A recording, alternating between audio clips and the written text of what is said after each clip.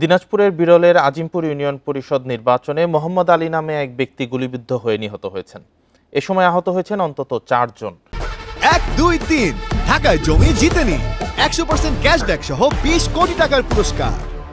Police জানিয়েছে, উপজেলার Azimpur union পরিষদের নির্বাচনে সিঙ্গুল হামিদ হামিদা উচ্চ বিদ্যালয় কেন্দ্রে ভোট গণনা শেষে 2 ইউপি সদস্যদের সমর্থকদের মধ্যে উত্তেজনা ছড়িয়ে পড়ে।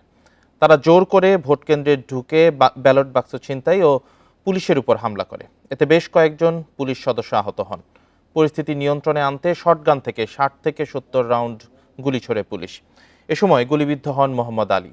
Dinajpur M Abdur Rahim medical college হাসপাতালে নেয়ার পথে মৃত্যু হয় তার। এ ঘটনায় অতিরিক্ত জেলা ম্যাজিস্ট্রেট জানে আলমকে প্রধান করে 3 সদস্যের তদন্ত কমিটি গঠন করা হয়েছে।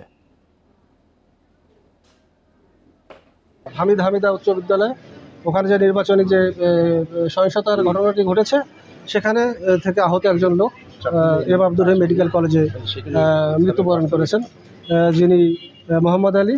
ওনার বয়স প্রায় 70 বছর।